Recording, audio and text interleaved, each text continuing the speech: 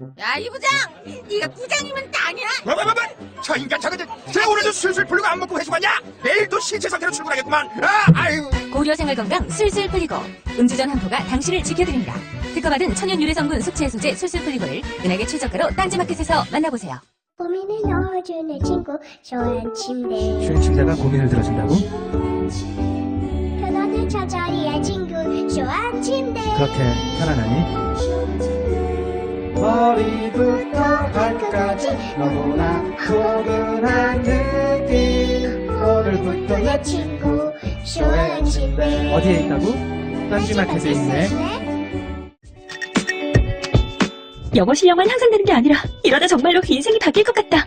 무한도전 김태호 PD 강력 추천. 통역사 출신 영어 독학의 신이 알려주는 궁극의 영어 마스터 비법. 영어책 한 권 외워봤니? 영어책 한 권이 통째로 복사됩니다. 영어책 한 권 외워봤니? 위즈덤 하우스.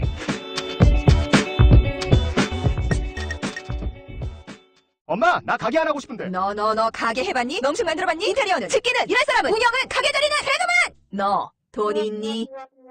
난 요술램프 몬스터 셰프다. 네가 원하는 모든 것을 들어주마. 맛집의 맛을 똑같이 만들어줄 수 있어요? 맛뿐만 아니라 돈과 청구의 모든 비법을 알려주겠노라. 이젠 걱정 고민 끝. 네이버 검색창에 몬스터 셰프라고 쳐주세요. 상담문의 02-458-8838 몬스터 셰프.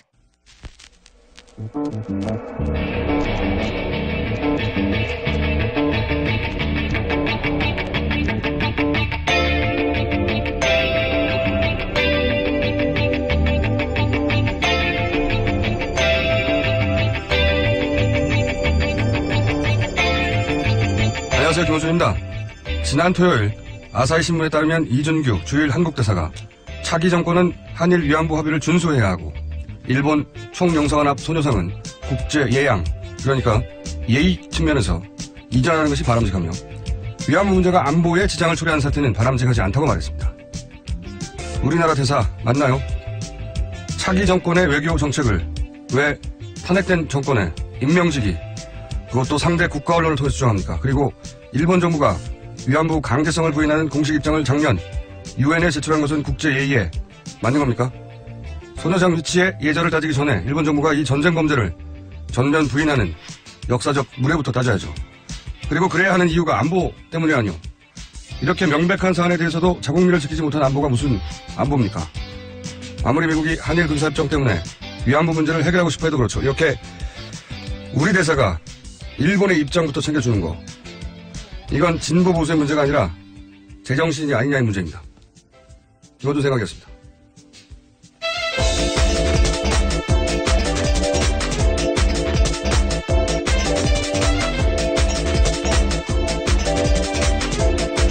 시사인의 김은지입니다. 네. 월요일 안 힘드세요? 네. 서로 힘든 목소리로 월요일 뉴스 브리핑을 진행하겠습니다. 첫 번째 뉴스는요? 네, 세월호가 바다 밖으로 완전히 나왔습니다. 바닷물을 빼내는 작업이 진행되고 있는데요. 어제 오후 3시쯤에는 우선 객실 쪽에 물은 다 빠졌다라고 합니다. 그렇군요. 이 세월호 인양이 과연 이게 문제가 없는 건지 하는 것은 저희가 3부에 다시 다룰 텐데, 올리면서 이제 이것저것 잘라내고 있죠, 지금. 네, 그래서 증거물 소홀히 다루고 있다, 이런 비판이 당장 나오고 있는데요. 인양하는 과정에서 왼쪽 램프, 그러니까 차 출입문 잘라내서요, 아직 바닷속에 있습니다.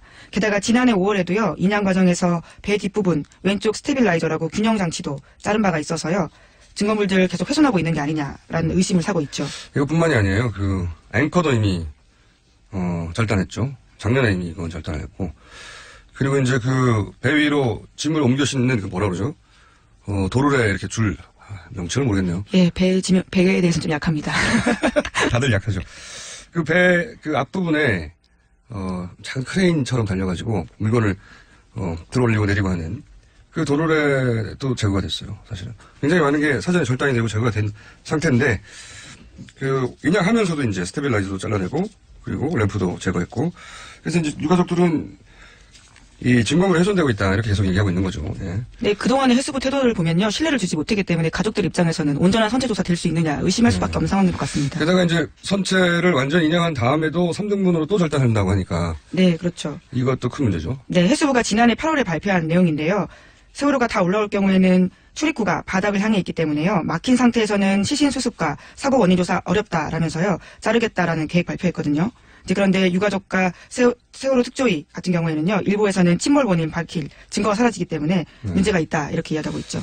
이 문제는 지적이 됐는데 이미 작년에 그렇게 얘기를 했어요. 작년에 절단을 하겠다고 선체를 3등분으로. 하여튼 이런 전반적인 문제에 대해서 이제 앞으로 다음 정부에서는 단순히 해수부에 다 맡길 게 아니라, 왜냐면은 이런 결정들을 다 해수부 이름으로 했는데 해수부가 하고 싶어서 했는지, 그렇게 정부가 그렇게 가이드라인을 줬는지, 여기 정부는 청와대죠. 예. 모르지 않습니까? 예. 왜 이렇게 지체되고 이런 일들이 3년 동안에 걸쳐 벌어졌는지는 저는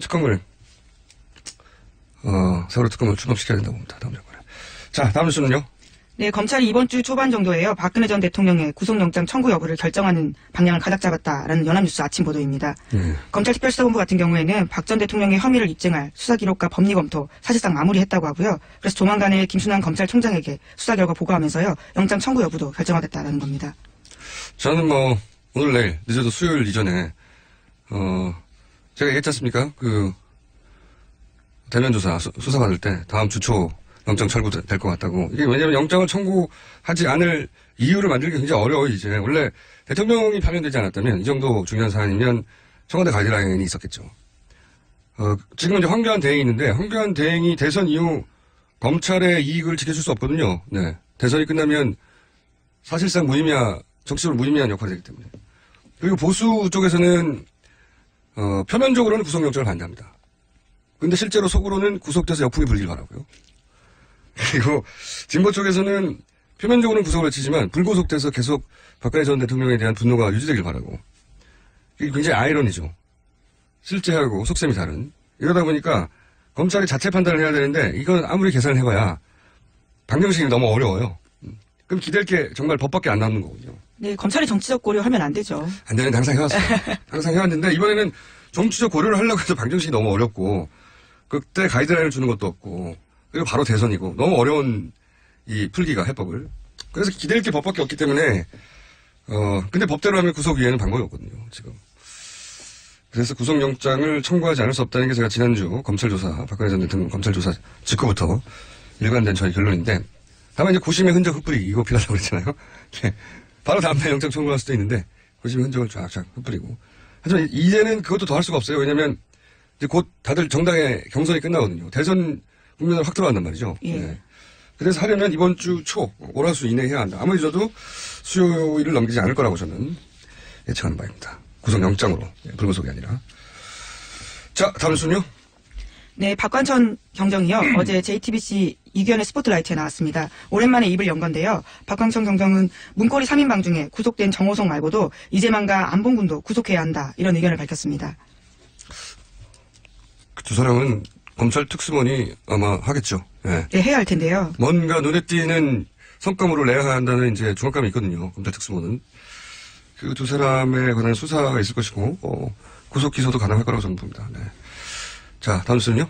네, 관련해서 조금 더 뉴스가 있는데요. 어제 그 방송에서 장시호 씨와 관련된 인터뷰 이야기도 나왔습니다. 장시호 씨가 수사를 받던 중에요, 박근혜 전 대통령의 통일은 대박 관련된 이야기를 했다라고 하는데요. 장시호 씨는 통일은 대박은 통일을 시킨 후에 다시 한번 대통령을 하자라는 최순실 씨의 아이디어였다, 이렇게 고백했다고 합니다. 그러니까 통일을 박근혜 전 대통령이 시키고, 그 시킨 덕에 박근혜 전 대통령이 통일 한국의 대통령을 한 번 더 하겠다고 최순실 씨가 그런 아이디어를 냈다는 거죠. 네, 실제로 통일이 되면요, 개헌에 대한 이야기가 나올 수밖에 없잖아요. 이제 그러면 어떻게든 권력 구조를 바꾸는 상황에 대해서 이야기를 했다라고 이해할 수 있는 건데요. 우선은 장시호 씨의 이야기이긴 합니다. 주장이긴 합니다. 최순실 씨는 그냥 자기 마음대로 그랬어요. 네.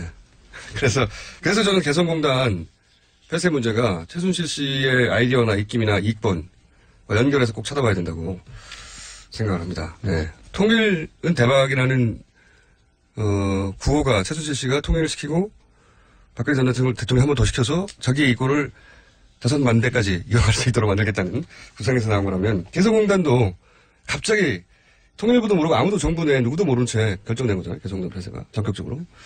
이건 저는 최순실 씨하고 매우 깊은 관련이 있다고 추정하는 바입니다. 네, 헌법재판소에 차은택 씨도 나와가지고요, 최순실 씨가 그렇게 북한은 곧 붕괴된다는 이야기를 많이 하고 다녔다는 겁니다. 그런 정권 최고만 가질 수 있는 정부에 대해서 계속 이야기를 했다라는 거죠. 본인이 정권 최고니까요. 본인 말이 다 정권 최고 극비니까요. 그러니까 통일을 된다는 계속 얘기를 했던 이유 중에 하나도 저는 이제 개성공단을 통한 ODA 사업 연계한 해외에서의 공단 이전, 대체 공단 이전과 그 부지를 통한 이권. 저는 이것 때문에 이거 선우가 그럴 거라고 추정하는데 특검을 따로 하면 밝혀지겠죠. 추가적으로. 아마. 최순실 씨 재산 환수 관련된 위원회나 이런 게 만들어지면 이 문제도 계속 다뤄줘야 한다고 봅니다. 자, 다음 뉴스는요. 네, 오늘부터 더불어민주당 대선 후보 순회 경선이 본격적으로 시작됩니다. 오늘은 경선이 호남에서 치러집니다. 이제 대선 관련해서 각 당의 일정들이 쫙 나오죠. 더불어민주당은 그렇고요. 네, 자유한국당 같은 경우에는요. 예. 대선 후보 선출을 위해서 그제 책임당원 현장투표 실시됐습니다. 예. 책임당원 3만 4천 명 정도가 참여했는데요. 2012년에 비하면 절반에도 못 미치는 기록이라고 합니다. 자유한국당 지지자들 입장에서는 당도 갈라졌기 때문에 그래도 3만 명이 넘네요. 네. 자, 그리고 국민의당도 지금 경선이 벌써 2번 했죠? 예, 네. 2번 했죠? 예. 예, 그 두 번의 경선에서요. 모두 안철수 전 대표가 이겼습니다. 광주, 전남, 제주에 이어서 전북에서도 승리한 건데요. 호남 2연전 석권한 겁니다. 뭐 예상됐던 바고. 바른정당은 어떤가요? 네, 유승민 후보가 계속해서 이기고 있는데요. 4연승 기록하고 있습니다. 여기도 뭐 그동안 언론에 발표된 여론조사 지표에 따르면 그 승리가 예상되었었죠. 뭐 아직 수도권을 하지 않았는데 수도권이 절반이기 때문에. 아닙니다. 26일 수도권을 했습니다. 오늘 그래서 모바일 수도권 했어요? 예.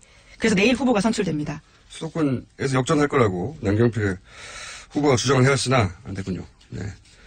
거의 확정되었다 이렇게 봐도 되겠네요. 예, 그렇죠. 네. 그리고 이제 이거 하다 보니까 순회 경선 후보 토론회 이런 거 한참 하거든요. 각 당의 토론회를 다 일부러 챙겨보는 분들은 없을 텐데, 예, 저는 봅니다. 저는 재미도 있고 해서 보는데 이 토론회가 그 토론하면 이제 논리적인 대결이라고 생각하는데 예, 후보들도 그렇게 착각하는 분들이 많아요. 그래서 꼭 상대방한테 이기려고 바삭바삭. 근데 원래 선거 토론회 하면은 자기가 지지하는 사람을 보는 이유는 자기가 저 사람을 선택하는 게 맞았다고 하는 이유를 찾는 거거든요. 확인받고 싶어하는. 네. 예. 그래서 웬만하면 예뻐 보입니다. 그리고 자기가 지지하지 않는 사람에게서는 내가 지지하지 않을 이유를 다시 재확인하는 거예요. 그리고 내가 지지하는 후보가 토론에서 밀리면 몰아붙인 후보한테 감탄하는 게 아니고 미워합니다. 그래서 토론회로는 지지율이 거의 안 바뀌는 거예요. 예. 남는 건 이제 지지 후보를 정하지 않은 사람인데 이 당내 경선에서는 이런 분들은 토론회를 또 안 봐요. 네. 그래서 당내 경선을 너무 많이 하면 이 적대감, 피로감 이런 게 쌓일 뿐이다. 저는 그렇게 생각하는데. 근데 이제 후발주자들은 많은 토론을 원하죠. 그래서 토론으로 제압하면 이길 거라고 생각하는데 그건 착각이고. 지지 후보를 정하지 않은 분들이 토론회를 빌어서 보게 되는 건 본선에 가서죠, 본선에. 근데 이제 본선 토론회에서도 논리가 중요한 게 아닙니다. 이 TV는 감성 매체거든요. 그리고 선거에서 후보를 정하는 것도 굉장히 정서적인 이유가 커요. 결국 가장 중요한 건 이제 표정, 말투, 상대 공격에 대응하는 태도. 흔히 이제 애티튜드라고 하죠. 그게 제일 중요하다. 그 관점에서 각 당 토론을 보면 굉장히 재밌습니다. 오늘 주시 이걸로 하죠. 네. 각 당 토론회. 대선이 얼마 남았으니까. 민주당이 지금 가장 핫한 편이죠. 당 지지도가 높고, 또 지지율 1, 2, 한 4위 다 있기 때문에, 여기가 가장 격한 편인데, 그래서 재미도 있어요, 지켜보는. 속도 타겠죠. 자기 지지자들이 갈리는 분들은. 근데, 원래 선거 때가 되면 굉장히 냉정하고 객관적인 사람들도 좀 미치거든요. 제가 오랫동안 많은 후보들을 봤는데 다들 미쳐요. 예. 당사자가 미친다는 말씀이시죠? 후보들이 미칩니다. 일단. 예. 후보들이 지켜보는 사람이 미치는 줄 알았어요. 저분이 맛이 간 것 같은데? 이런 느낌이 들게 하는, 이번 경선에서 다들 살짝 미쳐 있어요. 네. 가장 많이 미친 사람들은 역대 누구냐? 많습니다. 너무 많고요. 역대 제가 보기에 가장 안 미친 후보 중에 한 사람이 문재인 후보가 덜 미친 편이에요. 근데 안 미치는 게 반드시 좋은 것도 아니에요. 특정 후보에 대한. 어느 정도 미치는 게 좋아요. 왜냐하면 살짝 미쳐야지 자기 후보들을 격동시키는 힘이 있거든요. 문재인 후보는 그게 단점이에요. 거꾸로. 예. 살짝 미쳐줘야 되는데. 근데 또 너무 많이 미치면 안 되는데 너무 많이 미치는 분들이 많아요. 예. 하여튼 선거 때는 많이 미친다. 자유한국당은 홍준표 대 나머지 세 분의 구도로 지금 토론을 진행됩니다. 여기는 그 보수 유권자들보다는 전 진보 유권자들이 훨씬 이 토론을 보는 게 재밌을 거라고 저는 보는 게, 왜냐면은 홍준표 후보, 보수적인 후보인데 홍준표 후보조차 김진태 후보에 의해서 막 종북 아니야? 이런 정도의 공격을 받고 있어요. 네, 어제 북한이 국간이 아니냐 OX로 답하라고 엄청나게 네. 공격을 받았었죠. 국가보안법 있어야 되느냐 아니 없어야 되느냐 OX로 답하라고. 누가 더 많이 보수냐 이거 가지고 싸우거든요. 그래서 저는 진보 진영의 유권자들이 이걸 보면 신기할 것이다. 재밌다. 예. 국민당 토론회는 안철수, 손학규 두 분이 원래 이렇게 몰아치는 스타일이 아니다 보니까 좀 심심한 편입니다. 박주선 후보도 있습니다. 박주선 후보가 그 말 하려고 그랬어요. 그나마 각을 세우는데 이게 안 후보가 오늘 앞서가서 그런지 긴장감이 좀 없어요. 그게 단점이요. 차분하게 진행되는데, 긴장감이 너무 없다. 이게 단점이고, 뭐랄까요. 내용상 알찬 거는 제가 보기엔 바른정당 토론입니다. 후보자가 어차피 둘밖에 없잖아요. 둘이서 그냥 하고 싶은 걸 마음껏 해요, 그냥. 왔다 갔다.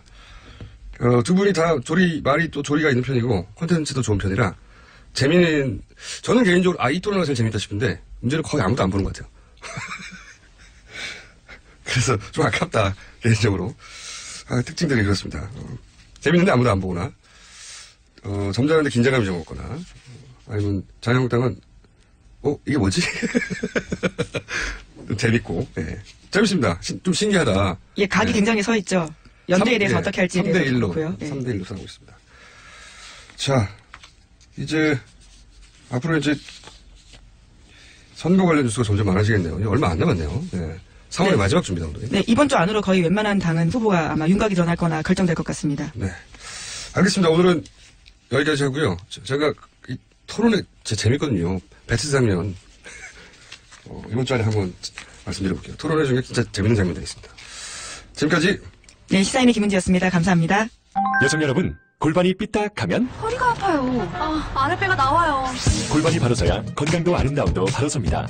바디로직을 입으세요. 토크밴드의 입체적인 탄력이 틀어진 골반을 바로잡습니다. 간편하고 확실한 골반 교정 타이즈.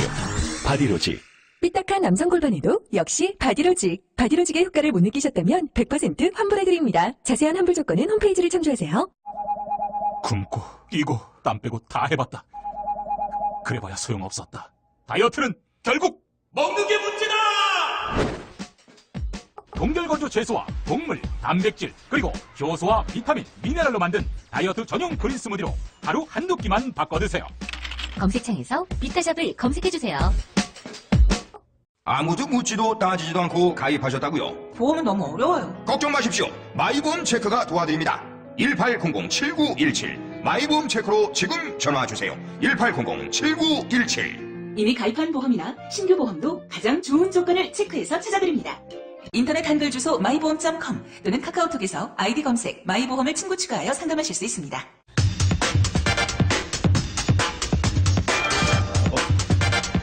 자, 방금 목소리가 튀어나온 두 분이 앉아 계시는데, 이제 대선 후보가 확정됩니다. 네. 오늘 저희가 두 분을 모시고, 사실 이 두 분이 잘하면 앞으로 고정 코너가 될 수도 있습니다. 두 분을 모시고, 전국의 주요 현안을 한번 짚어볼까 합니다. 자유한국당의 원내수석 대변인 정영대 의원 나오셨습니다. 안녕하십니까. 네, 안녕하십니까. 근데 고정할 생각은 별로 없습니다. 그거는 저희가 결정하겠습니다. 자, 그리고 국민의당 수석 대변인 김경진 의원 나오셨습니다. 안녕하십니까. 김경진입니다. 네. 김경진 의원님은 고정하실 생각 있으시죠? 저는 힘 없습니다. 조그만 정당이다 보니까요. 네. 오라먹고 가람 가고 그냥 시키는 대로 하겠습니다. 자, 아니 근데 정영대 의원님은 고정하실 생각이 정말 없어요? 네, 뭐 여러 가지 바쁘네요. 아니 지금 대선 전국이니까 이럴 때 고정으로 마이크를 하나 마련해가지고 계속 나오시는 건 좋잖아요. 뉴스 공장이라 뉴스가 어떻게 만들어지는가를 좀 봐야 될 것 같습니다. 그거는 이제 의원님 입에서 뉴스가 나올 수 있죠. 여기서는 마이크 그럴 수도 있죠. 네. 네. 그러니까 이제 나오시는 걸로 하고요. 이 문제는 의원님이 나오시고 싶은데 저희가 안 된다고 할 때입니다.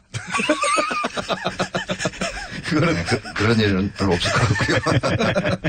자, 잠깐 소개를 드리면 대전 대덕구 재선 의원이십니다. 김영기 의원님은. 언론에서는 이게 헷갈려요. 친박이다, 아니다, 비박이다 이렇게 분류하는데 우선 본인이 어떻게 분류되십니까? 과거 새누리당 시절에 네.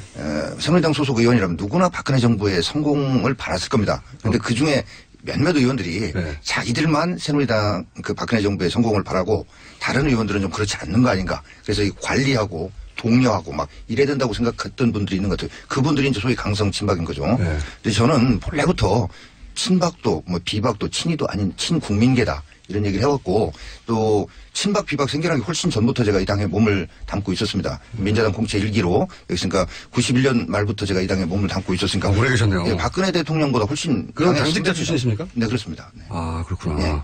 당직자, 입지전적인 당직자 하다가 국회의원 되는 케이스가 그렇게 많지 않습니다, 생각보다. 그렇죠, 뭐. 네. 네. 자, 그러면 친박도 비박도 아니다? 네. 진짜요? 그래요, 맞습니다. 자, 그리고 김영진 의원님은 청문회를 통해서 많이 알려진 검찰 출신이시고, 예. 쓸까? 예. 요정까지는 아닌데, 요정이라고 사람들이. 쓸까 요정을 부르시고, 지역구가 광주 북구 갑입니다. 네.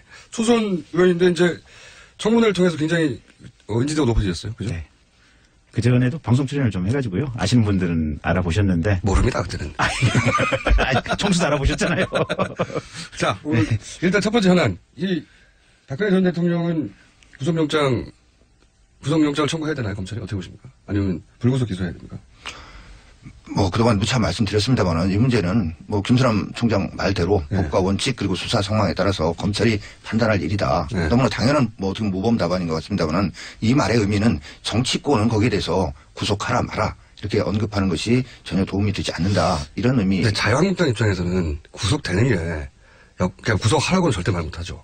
근데 구속되는 게 이 역풍도 불 기회가 좀 있을 수 있고 그런 거 아닙니까? 네, 내심 구속하지 말라고 하지만 구속되길 원하시는 거 아닐까요? 내심 다들? 인생이나 정치나 말이죠. 네. 살아보면 그렇지 않습니까? 이게 생진 줄 알고 갔는데 가보니까 사지예요. 사진 줄 알고 갔는데 보니까 의외로 기회가 있는 생지더라 하는 경우가 많이 있듯이 이걸 유불리를 절대 다 따질 수가 없습니다. 이게 세월호 인양도 그렇잖아요. 그렇게 오랜 기간 준비해서 그렇게 꼼꼼하게 여러 가지를 챙겼지만 인양에서 들어올리는 과정에서 예상치 못했던 도크의 뒤에 배 후미에 그런 문제도 있었듯이 이거는 그렇게 유불리로 따져질 수가 없는 문제다. 굳이 따져보면 어떻습니까? 아니 그래서 따지지 말자. 네. 원칙대로 가자. 근데 이게 저희 당의 입장입니다. 이렇게 당의 입장이 그런데 네. 생각을 한번 해보면 아무래도 이제 지금 변수가 너무 시간이 얼마 안 남았고 변수가 있어줘야 되는데 저희는 변수 중에 하나 이렇게 보는 거예요. 그렇게 유불리를 따지기보다는 이 문제가 계속해서 거론되는 것은 저희 당뿐만이 아니라 자유한국당뿐만이 아니라 국가적으로도 바람직하지 못하다. 이걸 계속 생각한다면 국민 중에 상당수 부분은 이 분노, 실망, 이런 것들이 감정적으로 이렇게 다시 살아나요. 또 반대쪽에 계신 분들은 그거에 대한 또 정반대의 감정이 살아나는데 이런 광장의 감정으로 어떤 선택을 하면 우리가 개인적으로도 감성적 선택을 하게 되면 후회하게 된다. 그래서 좀 정치권에서부터 이성적으로 우리 이제 이런 일이 벌어졌는데 이 일에 벌어진 원인이 뭐며 다시는 안 벌어지게 하려면 뭘 해야 되는가 이런 걸 얘기하자. 이게 저희의 입장입니다. 네, 당의 입장을 알겠고 객관적인 분석을 해보면 그러면 아무래도 유리하겠죠. 구속되면. 저희 거듭 말씀드리지만 제가 저 경찰대학교 일기 출신입니다만은 네. 유도신문으로 제가 하지 마시고요. 자, 김병진 의원님 보시기에 어떻습니까? 구속되면 아무래도 보수 진영이 좀 유리하지 않습니까?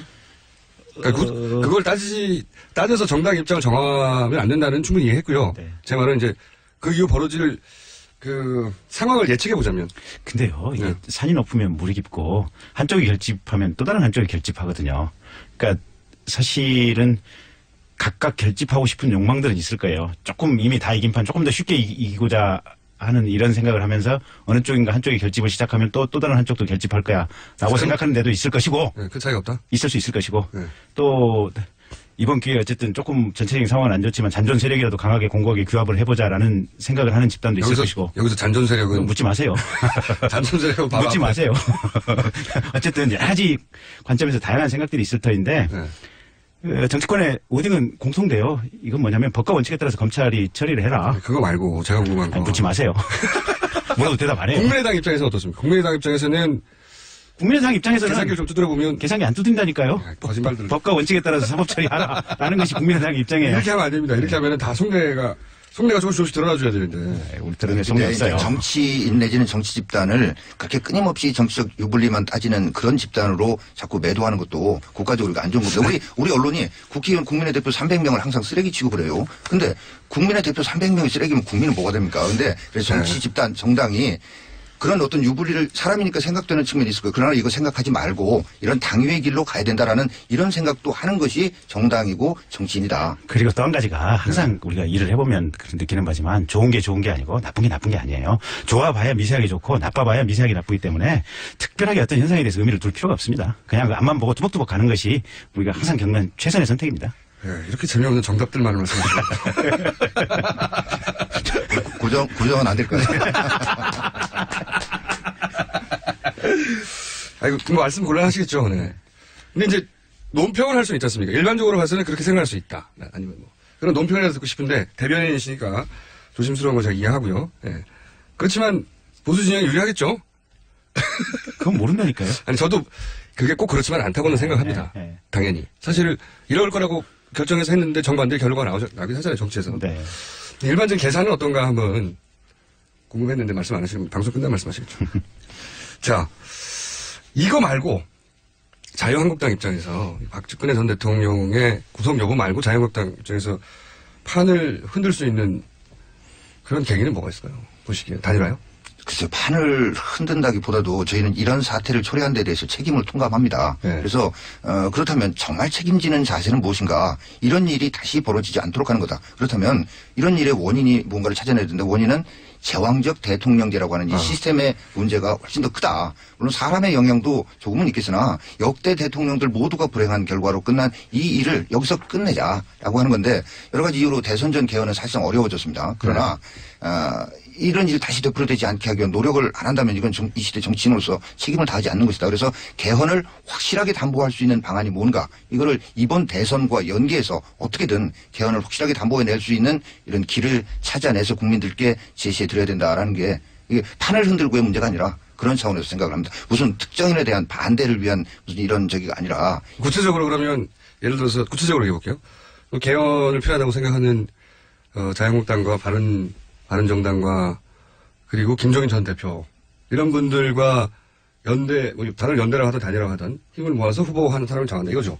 뭐 거기에는 국민의당까지도 넓게는 다 국민의당 생각이 좀 다른 거 같아요. 아니 그러니까 그거는 이런 거죠. 후보 단일화나 이 부분에 대해서는 생각이 다를 수 있어요. 그러나 개헌을 해야 된다. 이 부분에서는 국민의당의 의원님들 거의 뭐 90% 이상 다 적극 동의하시는 걸로 그렇게 알고 있습니다. 이번에 언론에서 착각하는 것들 중에 하나가 개헌을 매개로 후보 단일화를 얘기를 하는데 개헌 자체의 연대는 수없이 얘기가 됐고 거의 내부에서 이심전심이에요. 심지어는 민주당의 지금 친문의 핵심들 제외하고는 민주당 내부에서도 비문계도 개헌 이번에 서둘러서 해야 된다. 그게 한 30-40명 돼요. 근데 그분들은 이번 잠깐만요. 총수 얘기 좀 들어보세요. 어쨌든 그 개헌을 이 시점에 최대한 신속하게 해야 된다는 국회 내에서 관통하고 있는 의원들의 생각이고 그 개헌을 매개로 해서 후보 단일화를 한다. 그건 본시 얘기된 적이 없어요. 근데 당연히 개헌을 매개로 뭘 하는 것처럼 후보 단일화를 하는 것처럼 얘기가 자꾸 만들어지고 있어서. 왜냐하면 예전에는 개헌을 고리로 한 제3지대 후보 단일화 이런 얘기가 나왔으니까. 그거가 언론에서 만들어낸 상상 속의 소설 중에 하나예요. 그렇게 알겠고요. 그러면 어쨌든 국민의당은 후보를 단일화하는 건 없다는 거죠. 그렇습니다. 아 근데 그것도 몰라요. 아니 그게 좀 들어보세요. 저희 당에 지금 경선 중인데 3명이잖아요. 손학규, 박주선 두 분은 후보 단일화에 되게 적극적이세요. 아, 그렇긴 하죠. 네. 그래서 지금 공평하시느라고 나머지 두 분이 후보가 될 수도 있으니까 모른다고 이제 말씀하신 그렇죠. 거죠. 네. 현실적으로 안철수 후보가 거의 압승하고 있잖아요. 네. 그리고 그래도 경선 끝까지 가봐야죠. 네. 아니 그리고 이런 안철수 후보의 경우는 단일화는 없다. 그렇습니다. 이런 거짓말, 적극적 의지를 가지고 하는 거짓말과 정치가 생물이라고 하는 차원에서 상황에 따라서 정치인이 표현을 달리하고 이런 것들은 얼마든지 있을 수가 있는 겁니다. 그래서 각 당의 후보 단일화 문제는 김종인 전 대표가 얘기했듯이 각 당의 후보가 정해진 다음부터 4월 15일 후보 등록 전까지 기간 동안에 정치인이라고 하면 이 정치적인 어떤 상황을 읽고 이 상황을 변화시켜 보기 위한 노력을 다양하게 또 할 수 있는 거 아니겠어요? 안철수 대표조차도 출마하는 것 자체에만 의미를 둔다면 모르지만 나가서 떨어지기 위해서 나가는 게 아니라고 한다면 물론 독자적으로 나가서도 당선이 되겠다 그러면 단일화 없다고 하겠죠. 근데 그게 아닌 상황이라면 얼마든지 가능성, 정치는 그래서 가능성의 예술이고 생물이라고 하는 거 아니겠습니까? 자유한국당에서는 안철수 예비 후보도 단일화 그런 의미가 아니라 그런 들어올 수도 있다. 그런 의미가 아니라 그러니까 들어올 수도 있다. 모든 가능성은 열려 있다. 그러니까 이 헌법이라고 하는 틀을 바꿔서 다시 이런 불행한 사태가 일어나지 않도록 해야 하는 것이 제일 첫 번째 과제다라고 인식하는 분들끼리는 그 과제를 풀어내기 위한 행동에 참여하느냐 안 하느냐 이건 남아있겠죠. 근데 헌법이 이번에 잘못했다기보다는 헌법을 대통령이 안 지킨 게 잘못 아닌가요? 아, 당연하죠. 그러나 과거 대통령들과 그 과거 대통령의 가족들도 안 지켰다. 왜 그렇게 되는가? 절대 권력은 절대 부패하게 돼 있고 한쪽의 권력이 비정상적으로 몰려 있는 상황 속에서 벌어지는 반복되는. 근데 예를 들어서 이렇게 바꾸면 일본하고 좀 비슷하고 뭐 유럽하고도 비슷해지는데 내각제에서도 비리는 많습니다. 아니 물론 내각제로 하자는 거가 아니잖아요. 지금 국회에서 얘기하는 거는 분권형 대통령 직선제. 이거를 지금 가자는 거니까 내각제하고는 좀 다르고요. 그다음에 내각제 하에서도 물론 부패 비리인데 그래서 정치 권력과 관련해서만큼은 사람을 믿으면 안 된다. 이게 민주주의의 대철칙입니다. 그래서 서로 권력을 최대한 좀 나눠서 견제하고 감시하고 균형을 이루게 하자. 이런 거죠. 그러니까 이게 김원중 진행자께서 말씀하신 대로 내각제 하에서도 분명히 비리가 있고요.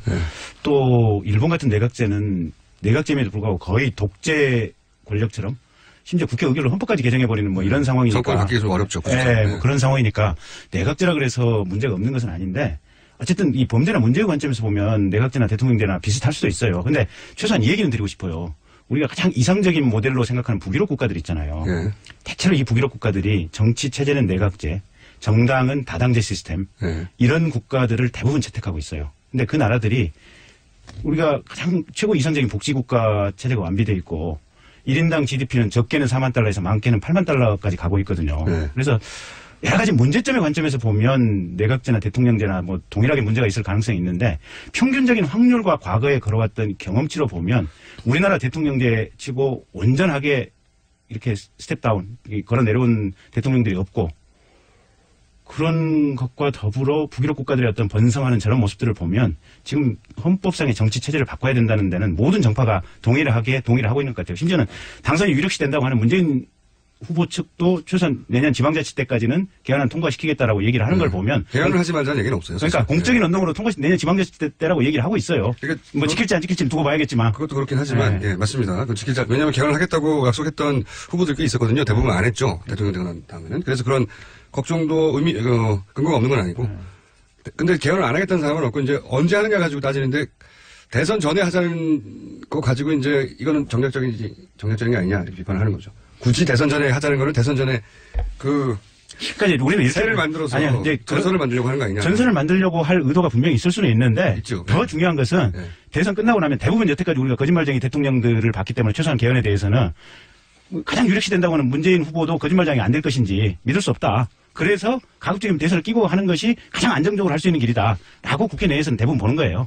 대통령이 있는 상태에서는 개헌이 안 되더라. 그래서 지금 이렇게 불행한 일이지만 대통령이 고리된 상태, 이때를 최대한 이용하지 않으면 안 되겠다라는 이런 거고요. 그리고 정략적 말씀하셨는데 저희 자유한국당 아까도 말씀드렸듯이 정말 책임지는 자세가 바로 이거다라고 해서 하는 건데 저희가 나서면 그런 오해가 있어요. 그래서도 저희는 사실은 좀 적극적으로 나서지 못하는 측면이 있는 겁니다. 그래서 우리 국민의당 의원님들이나 또 더불어민주당 내 개헌파 의원님들이 좀 나서주시기를 바라고 있는 이런 측면도 있습니다. 저희가 이 두 분이 너무 뜻이 같아가지고 큰일 난다, 이거. 서로 다른 당을 불러서 서로 다른 입장이 나와야 이게 뭘로 할까요? 구속돼야 합니까? 안 돼야 합니까? 자, 세월호 문제에 대해서 입장이 크게 다를 게 없지 않습니까? 그죠? 최근에 현안이긴 한데. 선체조사위원회도 통과가 됐고요. 각 당에서 지금 자유한국당도 두 분 추천하셨죠? 네. 저희도 한 분 추천했고. 두 분 이렇게 친하시면 안 됩니다, 이러면. 항상 저희 손님 다 떨어져요. 문 닫아요. 아니 안 그러면 이제 매일 싸운다. 네. 방송 나와서까지 싸우냐? 국회에서 싸우다. 아니에요. 저희 내부자들이라고. 네. 저기 안민석 의원과 김성태 의원 두 분이 하는 프로가 있는데 네. 톰앤제리거든요. 네. 두 분은 엘리베이터 타고 올라올 때 싸우기 시작해가지고 방송에 들어와서 그대로 싸우고 그다음에 끝나고 나서 엘리베이터 타고 내려가면서 계속 싸워요. 네. 두 분이 친한데 네. 두 분이 안 친해서 그런가요? 서로? 아니 주제에 따라서는 분명히 견해가 다른 게 있을 그 주제가 뭡니까 지금? 둘이 싸울 수 있는 주제가. 이제 구속해야 된다고 제가 큰 목소리로 얘기를 할까요? 그렇게 말씀하셨어야지 이게 큰일 났네. 시간이 10분이 남았는데 할 얘기 없어 싸우질 않으니까. 개헌 내에서도 입장은 비슷하고 박근혜 전 대통령 구속에 대해서 입장은 비슷한 근데 것이죠. 어쨌든 이제 정당의 입장이 아니고 네. 이제 법을 과거에 집행했던 전직 검사 출신의 관점에서 그냥 논평을 드리면 네, 그 논평이라죠. 제 개인적에서는 이게 검찰을 왜 이렇게 민기적거리는지 모르겠어요. 그러니까 구속 안 할 사유가 하나도 없는 구속 거예요. 안 할 사유가 하나도 없죠. 그리고 이게 지금 박근혜 전 대통령을 구속을 안 한다면 지금부터는 모든 사건을 다 불구속 처리해야 돼요, 검찰은. 그렇죠. 그렇잖아요. 그게 요 입장에 대해서 어떻게 생각하십니까? 아니, 이게 법과 원칙이 되는데. 검사 출신이시라 아직도 애정이 있으실 텐데 저는 아까도 말씀드렸지만 제가 경찰 생활을 하지는 않았습니다. 경찰대 1기로 들어갔다 4학년 되는 해 학생회장을 하다가 퇴학을 당했는데 경찰대 1기 학생회장 출신이십니까? 네, 퇴학당한 지 24년 만에 왜 퇴학당하셨어요 그때? 방송에서 너무 길어서 그런데 24년 만에 퇴학당한 지 24년 만에 명예 회복하고 명예 졸업장을 받았습니다. 그러니까 뭐 부끄러운 일로 그런 건 아니고 당시가 전두환 대통령 시절이었으니까 뭐 그런 이유로 이제 퇴학을 전두환 당했습니다. 대통령 시절에 무슨 데모를 하셨나요? 데모라기보다는 이제 경찰의 변화를 바라는 마음에서 그 안에서 아프락사스라고 하는 일종의 모임을 만들어서 이끌고 뭐 그랬던 것들이 원인이 됐죠. 근데 불온 서적 막 보고 막 불온 서적이보다는 불법 집회 막 하고 막 경찰 대학 내에서 세력화. 지금도 우리 사회가 좌우 간에 너무나 극심한 그래서 모든 걸 심지어는 세월호 사고 같은 국가적 불행한 일조차도 이념의 시각으로 바라보는 이런 불행한 게 대한민국의 현실입니다. 그래서 박근혜 당시에도 대통령이 그렇지 않습니까? 글쎄요 그 부분은 어쨌든 네, 그래서 퇴학을 왜 당하셨어요? 여기서 얘기하자면 길지 않겠습니까? 아니, 짧게 말씀해 보시죠. 의식화를 주도했다는. 그런 적인 그때도 바로 그런 거였습니다. 그러니까 제가 일주일 동안 조사를 받는데 경찰대 내에서 외부 대학과의 외부 대학 운동권 세력과의 연계를 밝혀라. 이걸 끊임없이 물었어요. 자생적으로 생긴 그냥 불합리함에 대한 경찰의 민주 경찰이어야 되는데 네. 국민의 경찰이어야 되는데 제가 들어가서 본 제가 8.1학번이죠 그러니까 네. 8.1학번의 시각으로 그 경찰대에 들어가서 3년을 다니면서 보니까 이거는 국민의 경찰이 아닌 권력의 경찰이 아닌가 이런 점이 내가 나가서 경찰 간부가 됐을 때 이런 시각만 갖고 나가서 되겠는가 이제부터라도 우리가 모임을 만들어서 이제 바른 국민의 경찰로서의 시각을 갖춰 나가자 이런 적이었지. 그때 당시에 유행하던 NL이나 PD 이런 쪽의 이념 성향과는 분명히 달랐음에도 불구하고 그 정도도 용납이 안 됐던 게 전두환 정권 시절이었죠. 그러니까 실제로 그런데 또 민주당으로 들어가셨어요. 그러니까 그게 저는 그래서 제가 안희정 지사에 대해서도 얘기를 하는 게 개인적으로는 제 고등학교 친구의 동생입니다만 안 지사가 이런 거예요. 안 지사가 분명히 NL 쪽에 위수김동을 얘기했어요. 위대한 수령 김일성 동지를 대학 때 달고 살았다. 그렇다면 전향하게 된 계기를 내지는 전향을 했다. 이걸 밝혀야 됩니다. 저 같은 경우에 제가 민자당 공채 1기로 들어가게 된 거를 어디에서나 얘기를 합니다. 근데 그게 어떤 딱 하나의 계기는 아니죠. 사람이 쭉 나이를 먹으면서 생각도 정리가 되고 그런 거지만 이론적으로 정리가 된 것은 뭐 이게 영어 써서 그렇습니다만 아무튼 지오바니 사르토리 교수가 쓴 2권의 어떤 책이 있었어요. The Theory of Democracy Revisited라고 하는 그런 책을 발음 안 좋으시군요. 네, 콩글리시 수준이죠. 근데 아무튼 그러면서 생각이 분명히 정리돼서 경험주의적 현실론적으로 이 사회를 변화시켜야지 이상적 관념론을 가지고 청사진을 딱 만들어 놓고 이 청사진대로만 되면 이 사회가 바로 여기에 지상에 천국이 펼쳐지고 이상사회가 만들어진다. 이런 거 안 통한다라는 거를 정리가 돼서 이제 제가 들어갔거든요. 의원님, 자, 알겠고요. 어쨌든 그런 경력을 가지고 계신 분인데 그래서 구속돼야 되나요? 아니 그래서 검찰이 지금도 이런 겁니다. 검찰이 지금까지 쭉 정치 권력에 대해서 늘 주파수를 맞추고 어떻게 하나 보려고 하고 있어요. 지금도 저는 크게 다르지 않다. 그래서 지금 민주당 더불어민주당 호남 경선이 내일인가요? 그전에는 결정 못합니다. 그러니까 이제 거기에 어떤 식으로든 영향이 미쳐지는 거에 대해서 알아서 좀 그런 것도 있다. 알아서 조심하는. 그래서 민주당 후보가 그 결정되기까지는 적어도 호남 경선. 거기 호남 경선이 결국 결정적일 테니까. 왜 그러죠? 호남 경선 왜 어떤 영향을 미치나요? 좀 모르겠어요. 민주당 후보가 결정돼야 검찰이 민주당 후보 눈치를 보고 결정한다는 얘기인 것 같은데. 아니 꼭 그런 의미는 아니고요. 검찰이 어떤 의미입니까? 머리 좋은 분들이 많아가지고 제가 볼 때 이런 거죠. 쓸데없는 것까지 걱정을 합니다. 그러니까 지금 어떤 결정을 하게 되면 그 결정이 민주당의 호남 경선 결과에 영향을 줬다라고 하는 이런 나중에 평가가 나오는 것에 대해서까지 너무 많이 나가시지 않을까. 저는 그렇게 봅니다. 그래서 어쨌건 이번 주 중에 근데 결정은 하지 않을까. 왜냐면 이번 주 중에 그러니까 구속돼야 되냐고요. 그 부분은 제가 말씀 몇 번을 드려야 되겠습니다. 앞으로는 이런 입장을 분명히 세워주셔야 되는데 단연은 안철수 후보가 만약에 후보가 된다면 없다. 네, 절대 안 한다고 본인이 공언을 하고 있으니까요. 여러 차례. 근데 안철수 후보조차도 당선되기 위해서는 막판에 어떤 문을 열 수도 있다 이렇게 보시는 거죠. 그런 정치에서 가능성은 늘 있는 것이다. 네, 이때까지 쭉 봐오신 바에 의하면. 네. 근데 그 전에 바른정당 자유한국당 김종인 전 대표 세세 연대는 이루어지는 확률이 굉장히 높은 거죠. 그 부분도 이제 노력은 하겠지만 확실하게 한다고는 못하죠. 그러니까 분명히 저희하고 바른정당은 대선 전 합당 가능성은 아주 낮다고 봅니다. 하지만 후보 간에 그 부분은 분명히 열려 있고 가능성이 쉽지 않은 것 같은데 옆에서 보면 있는데 안 되게 원하시죠. 있는데 안 되게 원하십니다. 아니 있는데 쉽지 않고요. 여기엔 지금 여기서 방송에서 상대당에 대한 결례가 될까봐 표현하지 못하는 여러 가지 이유가 또 있습니다. 그게 아무튼 바른정당은 저희로서는 바른정당을 최대한 조금이라도 자극하는 이런 것들에 대해서 굉장히 저희가 자제하고 있는데 아무튼 바른정당 후보를 근데 포기하기 쉽지 않지 않습니까? 포기한다기보다 이렇게 룰미팅 할 때도 쉽지 않을 텐데 그죠? 근데 이제 이런 점도 있습니다. 이거 말씀드리는 게 어떤지 모르겠습니다만 대선의 법정 선거운동 비용이 500억이 넘습니다.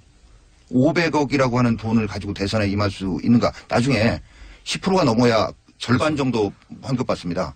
15%가 넘어야 전액을 환급받는데 절반도 환급 못 받고 환급 전액 받을 가능성이니까 5% 정도 투표해가지고는 0원인데 환급이. 무슨 얘기인지 알겠는데요. 근데 이게 법정 선거 비용을 다 쓰라는 법도 없는 거고 법정 선거 비용 넘지 않는 범위 내에서 쓰라는 거 아니에요. 원래 법정 선거 비용의 의미가. 다 넘죠 보통. 근데 과거에 그랬고 이제 실제로 그렇다면 딱 각 가정에 보내는 공보 그다음에 각 시군구에 거는 현수막 이거 거는 데만 해도 엄청난 비용이 들어가요. 아니 근데 그게 지금 저희 국민의당도 의석으로 이렇게 이제 보조금이 나오잖아요. 정당 보조금. 저희도 한 100억 정도 나와서 그걸로 선거 치를 생각이거든요. 100억까지는 안 될걸요. 아니 뭐 그걸 위해서 치러야지 뭐 어떻게 하겠어요. 방법이 없지. 근데 바른정당도 마찬가지지 뭐 다들 마찬가지 아닌가요? 대선을 직접 안 뛰어봐서 그러신 거 아닌가요? 아니 전국 정당인데 그럼 전국 선거 대선 아니 100억 정도는 저도 이제 실무 논지가 오래돼서 그런데 100억 정도로는 제가 말씀드린 법정 홍보물 이거 하기에도 부족. 아니, 할 수 있어요. 홍보물을 또 가가 후보 다 투입해야 되는 것도 아니고 요새 말 그대로 돈 쓰지 말고. 그러니까 법에 정해진 흡수만큼은 넣어야 될 거 아니에요. 미디어 선거라는 거 아니에요. 언론 나와서 토론회하고 뭐 그런 걸로 선거운동 하자는 거 조금씩 아니겠습니까? 올라오고 있는데. 그럼에도 불구하고 해야 되는 기본을 하는 거를 정해놓은 게 사실 법상 선거비용이거든요. 자, 막판에 이렇게 올라오시니까 제가 오늘 진행하면서 다음 주 없애야 되겠다 이렇게 생각했거든요. 막판에 이렇게 올라오시니까 이게 약간 고민이 되네요. 자, 오늘은 여기까지 하겠습니다. 지금까지 자유한국당 정영기 의원님, 국민의당 김경진 의원님이었습니다. 감사합니다. 고맙습니다. 네, 김호준입니다. 3부에서 뵙겠습니다.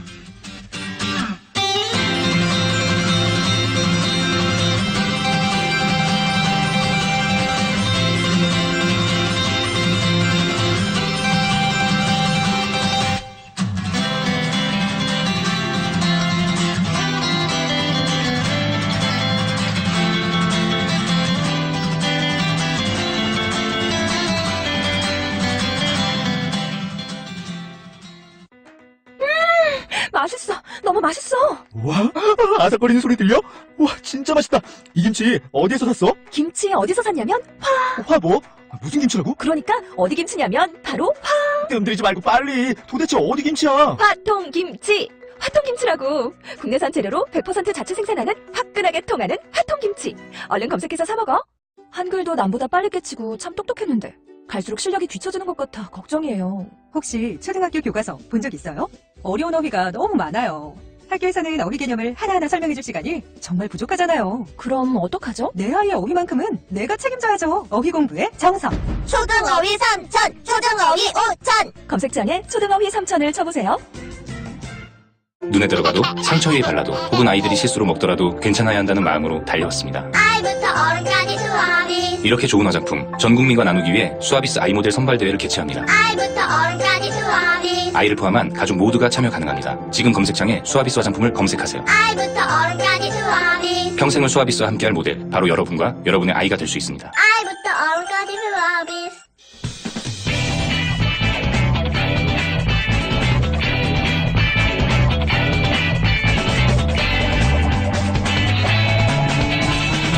김어준의 뉴스공장. 세월호가 3년 만에 인양이 됐습니다. 이분은 이 인양 작업을 어떻게 봤을까요? 정부로부터 세월호 구조작업 장비 다이빙배를 투입했다가 거절당한 분이죠. 알파 잠수기술공사 이종인 대표 전화 연결됐습니다. 안녕하세요 대표님. 예, 안녕하십니까. 오랜만입니다. 예, 정말 오랜만에 언론 인터뷰 하시는 것 같습니다. 네. 예, 그렇습니다. 이 감회가 남다를 수밖에 없을 것 같은데 예. 세월호 올라오는 거 보시면서 어떤 생각하셨어요? 좀 들 거 좀 진작 들고 그랬으면 좋은데 하여튼 뭐 거기 안 놔두고 올려 때리는 게 중요한 거죠. 뭐 반가운 일이죠 일단은. 예. 자, 그러면 기술적인 부분을 제가 좀 여쭤보겠습니다. 예. 평생 구조군단 작업을 하셨기 때문에 기술적인 부분도 전문가시니까 이것부터 여쭤볼게요. 세월호 인양에 거의 만 3년이 걸렸습니다. 이렇게 3년씩이나 걸릴 일이 맞습니까 이게? 잘못돼도 크게 잘못됐죠. 예, 이제 초기에 배를 건지는 거는 일단 기본적인 방법이 있어요. 그냥 줄로 들는 게 배 건지는 거예요. 예. 근데 이제 그런 간단한 방법을 놔두고 어떤 무슨 방법이네 무슨 공법이네 뭐 어렵게 얘기해서 결국 제가 생각하기에는 좀 우리가 좀 속은 것 같은 느낌이 많이 나죠. 속았다. 그럼 예. 좀 구체적으로 네. 만약에 다른 요인들을 다 빼고 그냥 기술적인 관점에서 봤다면 예. 세월호 인양은 어느 정도 시간이면 인양할 수 있었습니까? 보시기에? 보통 6개월? 6개월이요? 6개월 정도. 예. 6개월이면은 실제로 작업할 수 있는 거는 한 3개월 봐요. 이제 날씨가 다 이제. 기다려야 되니까. 네. 예, 협조하고 그래서 이제 조족이 대족이 굴비 그러는데 그냥 물 흐름이 적을 때 한 달에 적어도 열흘은 일할 수 있거든요. 한 달에 열흘은 일할 수 있다. 예, 풀리 작업으로. 그 다음에 이제 이건 특수한 일이니까 이 인원을 갖다가 3배, 4배 해갖고 동시다발적으로 일을 하면. 네. 그거는 6개월이면은 떡을 칠 일이었죠, 사실은. 예. 그러니까 사고 있었던 해 사실은 올릴 수 있었네요. 그렇게 따지면. 그렇죠. 그때도 이제 문제가 됐던 게 인양이 먼저냐, 이제 수습이 먼저냐, 이런 문제로 많이 대립이 돼서 결국은 인양 문제가 나중에 나왔던 걸로 알고 있습니다. 예. 그러면 그런 문제 이제 유가족들도 처음에는 인양을 나중에 하자고 했었으니까요. 그렇게 6개월 정도 지났다 하더라도 그 이후에 인양을 결정한 다음에 6개월이면 6개월이면 6개월 정도 지났다 하더라도 그 이후에 인양을 나중에 하자고 했었으니까요. 그렇게 6개월 정도 지났다 하더라도 그 이후에 인양을 결정한 다음에 6개월이면 6개월이면 대략 1년 후에는 충분히 인양을 하고도 남았다 이렇게 보시는 거군요. 그렇죠. 예, 충분하죠, 그거는. 예. 그렇군요. 2년이나 허송 세월을 했다고 보시는 거고 그래서 속았다라고 표현하신 것 같은데. 그렇죠. 예. 그러면 정부가 택한 인양 방식은 적절한가? 이 문제에 대해서는 어떤 의견이십니까?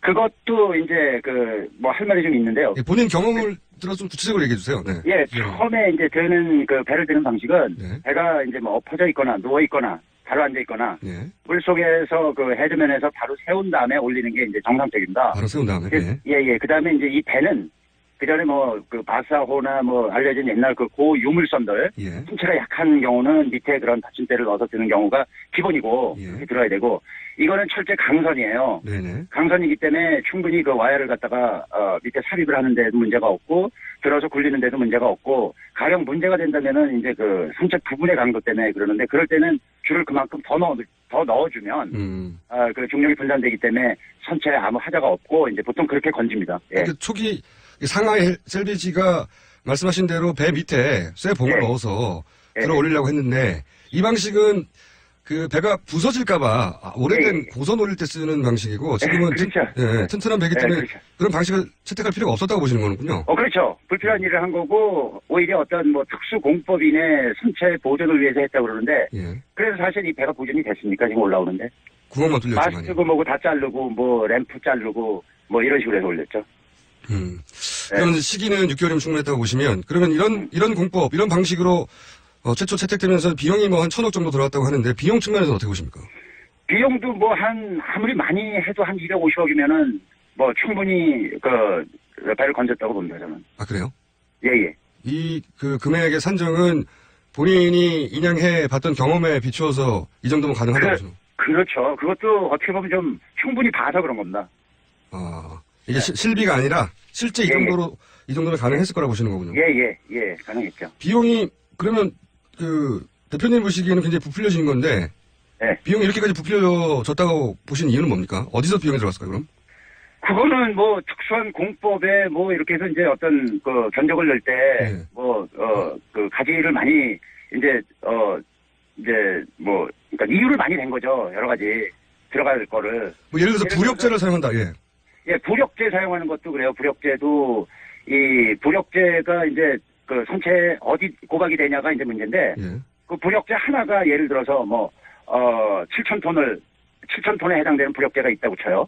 그러면은 그게 연결되는 부분은 한 군데로 해서는 안 된다고요. 어차피 배를 드는 거는 중력을 분산시켜야 되기 때문에 그 무게를 중량을 분산시켜야 되기 때문에 부력제를 그러니까는 산재에서 여러 군데에다 해갖고 하려고 이제 아마 구멍을 그렇게 많이 뚫은 것 같아요. 부력제를 붙이려고. 근데 이제 그거는 깊이 안 내려가고 수심 5m 되는 측면에다가 구멍을 뚫어서 거기다 붙이는 방식인데 그렇게 해서 성공을 했다고 그러니까 부력이 충분히 선체를 움직일 만한 부력에 도달했다고 그래도 그 다음에는 선체가 견디질 못해요. 이 배는 설계된 게 다니게끔 설계가 됐지 그렇게 한쪽에다가 뭐를 부착해서 잡아 뜯는 경우가 되거든. 그래서 아마 실패했다고 저는 생각을 합니다. 이 부력제라는 게 말이 어려서 풍선 다는 거 아니겠습니까, 그러니까? 네, 풍선을 다는데 예를 들어서 종이 상자에다가 풍선을 달아요. 종이 상자에다가 물을 집어넣고 달았을 때 풍선을 큰 거 하나 달면은 한 줄로 매서는 종이가 그냥 찢어지거나 잘라지거나 그렇게 되겠죠. 그래서 이제 작은 풍선을 여러 개 달아요. 총 무게만 그걸 쓸만한 거를 여러 개 달라면 여러 면적의 구멍이나 끈을 묶어야 되겠죠. 근데 묶은 부분이 종이 되는 거지. 그럼 결국은 뜯어진다는 거예요. 묶은 부분이 찢어질 것이다. 그렇죠. 아니 그건 찢어져요. 당연히. 예. 이제 그렇게 보시는 건데, 그래서 사실 국내 입찰에 참여했던 국내 업체들도 다 이 방식으로는 안 되고, 최종적으로 대표님이 말씀하신 와이어 걸어서 올린 방식으로 했지 않습니까, 결국은? 그런데 왜 이렇게 보시기에, 전문가들이 보기엔 말이 안 되는 방식을 제출한 이 상하이 셀비지 중국 업체를 선정했을까요, 해수부가? 글쎄요, 우리랑 말이 안 통해서 그렇게 되는 것 같은데. 한마디로. 말이 안 통한다는 건 무슨? 그 사람들은 이제 중국말 쓰고 우리는 한국말 쓰니까. 뭘 해도 어떤 정보 유출이라든가 과정이 이렇게 그런 어떤 철저한 보안. 철저한 보안을 하려면 외국어 쓰는 사람, 특히 어디 외국어를 아는 사람이 별로 없는 이런 식의 어떤 거 아니었을까. 그런 이유로 추정할 만큼 상하이 셀비지를 기술력으로 평가해서 선정한 건 아니라고 보시는 거군요. 상하이 셀비지 같은 경우는 물론 국영이지만 물론 중국이나 어떤 제3국의 어떤 그 군한 그 실력이라고 그럴까? 그런 거는 그냥 일반적으로 100원 지는 건 100원 지는 거예요. 근데 이제 알려져 있고 제가 알기로는 상하이 살베지 같은 경우는 해서는 안 될 일들을 하고 그런 어떤 그 끔찍한 일을 한 회사로 알려져 있기 때문에. 구체적으로 어떤 해서는 안 되는 끔찍한 일을 했나요? 그거는 뭐 몇 년 전에 세월호 사고 나고 아마 양쯔강인가에서 배가 하나 뒤집어진 적이 있어요. 200여 명.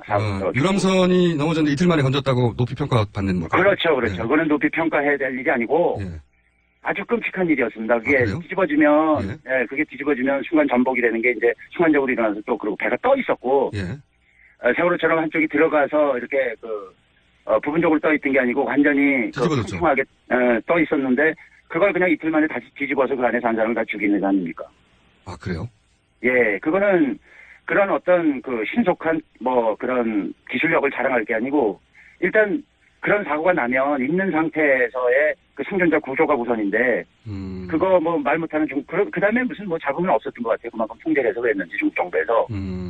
그런 회사에다가 이런 일을 물론 다 끝난 후에 고철 건지는 건데 그렇게 맡긴 거는 조금 그렇더라고요. 예. 그러니까 양쯔강 사고가 나고 유람선이 이틀 만에 이제 인양됐다고 높이 평가받는 부분들이 이제 전문가 보기에는 그게 아니라 정반대로 200명이 완전히 뒤집어졌기 때문에 그 안에 생존 가능성이 있었는데 그걸 무시하고 건졌기 때문에 이런 업체는 그 비도덕적이다. 그렇죠. 그거는 있어서는 안 될 일을 그렇게 했고, 예. 아하. 그건 처음 듣는 얘기인데 그렇게 볼 수 있는 거군요. 그렇죠. 당연하죠. 우리나라 언론에서도 역시 대국이야 이런 식의 어떤 칭찬을 하는데, 그거는 뭘 모르고 하는 소리죠? 전혀 아니죠. 예. 그러면 중국에서 그러면 중국 유가족들 물론 결과적으로 유가족됐지만 중국의 당시 사고 가족들이 반대하지 않았을까요? 혹시 아십니까? 그거에 대해서도 전혀 아는 바가 없어요. 알려진 바도 없고. 그냥 어떤 그 결과에 대해서만 그렇게 금방 그렇게 조치해서 그 개국의 눈물을 이런 식으로 그냥 거기서도 그냥 그렇게 한 것 같아요. 지난번 좋은 나라니까. 지난번에 이제 그 세월호 사고 초기에도 지금도 이제 양쯔강 사고에 대해서 그렇게 배가 뒤집어졌다면 이틀이면 그 안에 생존자가 있을 가능성이 있는데 생존자부터 따지지 않고 배부터 건졌기 때문에 이건 잘못된 거라고 말씀하셨는데. 네네. 그 세월호 사고 때도 초반에 생존 가능성을 말씀하셨지 않습니까? 네, 그렇죠. 그런데 이제 나중에 그 아이들이 물 밖으로 나오면서 아이들을 상태를 보시면 알 수 있다고도 하셨던 걸로 제가 기억하는데. 예. 그 결과적으로 나중에 이제 수습된 아이들의 상태를 보고는 종합적으로 어떻게 판단하세요?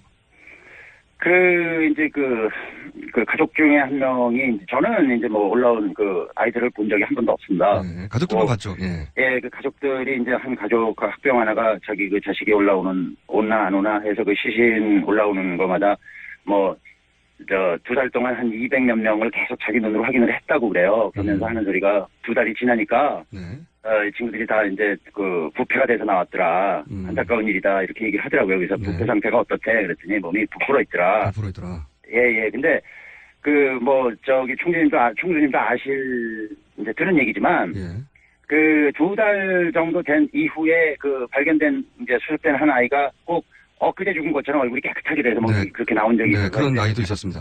가족이 이제 그거에 대해서 이제 얼마까지 지금 오래 살아있던 애다라고 이제 그렇게. 문제 제기를 했었죠. 기억이 나죠. 네네네. 근데 이제 그거는 정반대 얘기예요. 아, 그래요? 깨끗한 아이는 사고가 나자마자 그냥 익사로 해서 죽어서 몸이 그렇게 보존이 됐고. 바닷물이어서.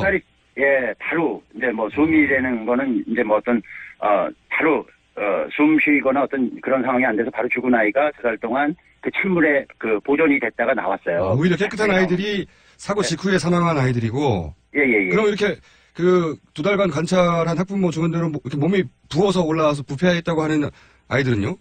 예, 그런 아이들은 우리가 이제 잠수 다이버들 이렇게 하도 이제 사건이 길게 가다 보니까는 이제 다이버들 서사 건건 이런 있는 일들이 다 이제 세상에 알려졌는데 감압이 되는 걸 하잖아요. 깊이 들어가서 잠수병 때문에. 그렇죠. 그 잠수병이 되는 게 몸속에 과도하게 깊이와 시간을 어겼을 때 초과했을 때 몸속에 녹아드는 질소 때문에 그래요. 공기 때문에. 공기가 과도하게 녹아 있는 상태에서 바로 대기압 하루. 그러니까 기압이 낮은 물속에서 압력이 높은 데서 녹아 있는 상태에서 공기 중으로 나왔을 때는 그 공기가 몸 조직 내에 부풀어서 어떤 감화병, 예. 뭐 이제 신경을 건드려서 아프다든가 뭐 그게 심하면 사망을 하는 경우가 예. 있어요. 그게 잠수병. 에어가 심장으로 가면. 네네. 근데 이제 아이들 같은 경우는 그 무슨 어떤 그 선택할 여유가 없이 주어지는 공간에서 최대한으로 이제 살라고 노력을 했고 그 안에 공기가 있어서 그 숨을 쉰 거예요. 그래서 어떤 아이는 배가 기운 상태에서 뭐 30m, 어떤 아이는 20m 수심, 어떤 아이는 10m. 예를 들어서 30m 같으면은 그 속에 있는 그 공간이 그 침몰 당시에 4분의 1로 줍니다. 네. 4분의 1로 줄어든다는 건 4배로 압축이 되는 거예요, 그 공기가. 아, 네. 그 압축된 상태에서 호흡을 하게 돼요, 얘가. 예. 이제 염령을 하죠. 그러다 결국 죽는 거는 이제 거기 녹아들어 있는 산소에 이제 제한된 양 때문에 네네. 결국은 질식을 해서 죽게 돼요. 네. 그러면은 그 아이가 숨을 쉰 거는 4배 되는 공기를 숨을 쉬고 숨을 거두게 됩니다. 소위 압축 공기를. 예. 그렇죠. 나중에 다이버가 이제 그 시신을 발견하고 데리고 나올 때는 감압이나 뭐 이런 그 숨을 안 쉬기 때문에 네. 그런 감압 과정 없이 바로 올라오니까. 네, 그렇죠. 오래 있어도 마찬가지예요. 그거는 감압을 하는 데는 건 호흡이 돼야지 속에 있는 게 녹아 나오는 거니까 호흡을 아니고 피부로 나오는 건 아니에요. 이게 공기가. 그러니까 그걸 데리고 나와서 위에다 올려놓는 순간 6분에서 뭐 한 12분 어떤 아이는 뭐 한 6시간 그 몸 그 상태에 따라서 몸이 부푸는 거예요. 그걸 보고선 애가 부패했다고 그러는 거예요. 2달의 어떤 그 조건이 부패될 조건이 거기선 하나도 안 주어져요. 그거를 증명한 게 몸이 깨끗하게 나온 아이고 그 다음에 나 살아있었어 엄마 아빠 하고 그 상황을 증명한 아이가 몸이 부풀어서 나온 아이고 그런 아이들이 200명이 된대 200여 명이. 그러니 그게 큰 범죄가 아니고 뭐냐고. 그러니까 정반대로 일반적으로는 생각하는데 그렇죠. 몸이 깨끗한 아이는 오히려 그 차가운 바다에서 보존된 것이고 즉사한 이후에 그렇죠. 즉사한 거죠. 즉사. 몸이 부푼 아이들은 오히려 압축 공기를 마시고 그 압축 공기를 호흡했기 때문에 올라오면서 그게 부풀어서 부패한 것처럼 보이는 것이지 2달간 바닷속에서 부패할 수 없다 이런 얘기군요. 그렇죠. 그 소원에서는 수심에서는 그렇게 그런 일이 전혀 일어날 수가 없어요. 물속에서 사람들을 익사자들을 군환해 본 적이 없는 사람들이 이렇게 착각하는 거군요. 그렇죠. 예. 그렇죠. 말씀 듣고 보니까 더 안타까운데. 짜증나는 거죠. 그래서 이제 다이빙벨을 들고 가셨다가 이제 여러 가지 순환도 당하셨고 그 얘기는 저희가 따로 한번 다이빙벨 영화도 나왔죠. 따로 한번 하기로 하고 이제 지금은 배가 나왔으니까 사고 원인에 대해서도 말을 많지 않습니까? 그렇죠. 물론 이 사고 원인이라는 게 이제 지금 전체적인 조사를 해야 되고 선체 조사도 해야 되고 앞으로 그런 게 이루어지겠습니다만은 워낙 이런 배사고를 많이 보셨으니까 사고 원인에 대해서는 한 번도 공개적으로 말씀 안 하신 것 같은데 대표님이 보시기에 이 사고 원인 중에 물론 앞으로 이제 조사를 해봐야 되지만 지금 기준으로 짐작하시는 바가 있습니까? 저는 배가 뭐 기울고 이제 이런 기운되는 거는 배에 그 사전에 침수가 있었다고 생각합니다. 네, 그런 얘기 있었습니다. 물이 들어왔고 근데 이제 물이 들어온 원인이 외부 파공이냐 아니면 내부에서 그 파이프라인의 이상이냐 뭐 이런 식으로 이제 짚어볼 수가 있는데 실제로 제가 이제 그 침몰 직전에 배를 2척을 인천항에서 구조한 적이 있습니다.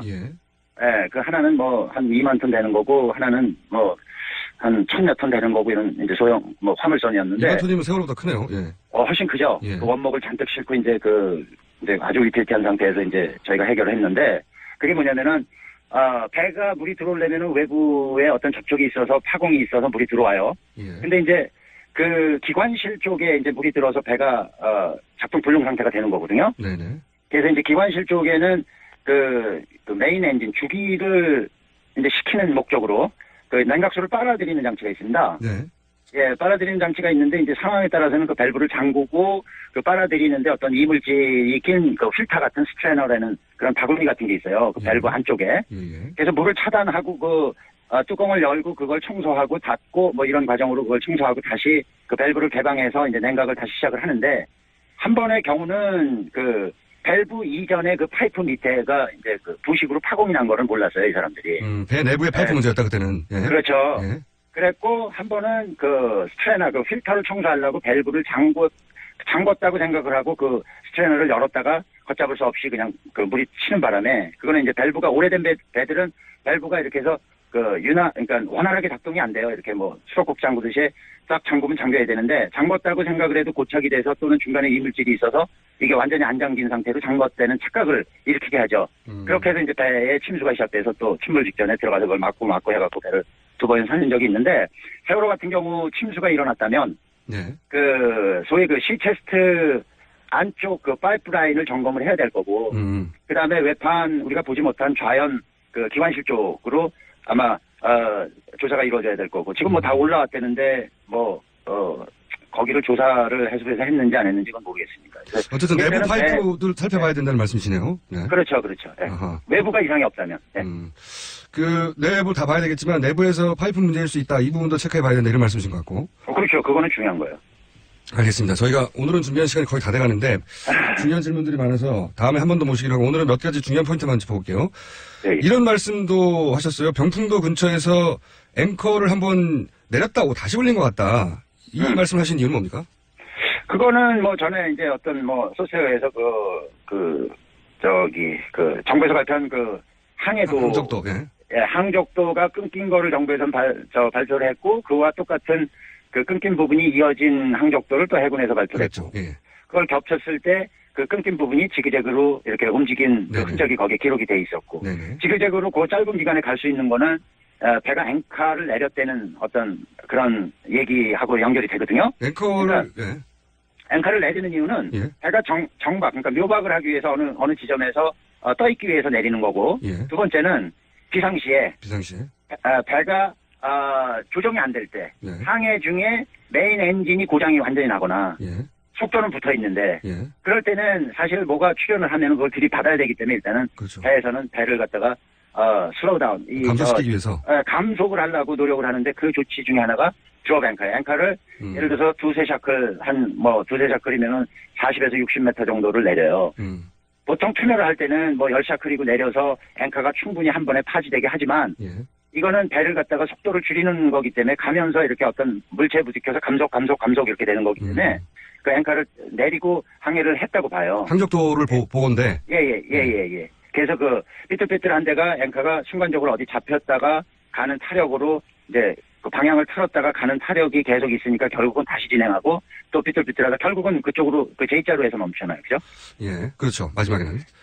그래서 그 앵커를 그렇게 해서 내렸다면은 배가 그 섬 근처에 그냥 머물 수도 있었는데. 정박해 있었어야 되는데. 예, 머물 수도 있었는데. 배가 떠내려갔잖아요, 계속. 예, 그 떠내려간 거는 앵커를 걷었고 나중에 그 배에 봤을 때 앵커 2개는 다 올라가 있었고. 예, 그렇게 된 거죠. 앵커를 다시 올린 게 그러면 이해가 안 되는데요. 왜 앵커를 올렸을까요? 글쎄요, 그거는 뭐 떠내려가기 위해서 올렸다고 볼 수밖에 없죠. 떠내려가기 위해서 올렸다. 네네. 참 이해가 안 가는 상황인데. 예, 깊은 데로. 더 깊은 데로.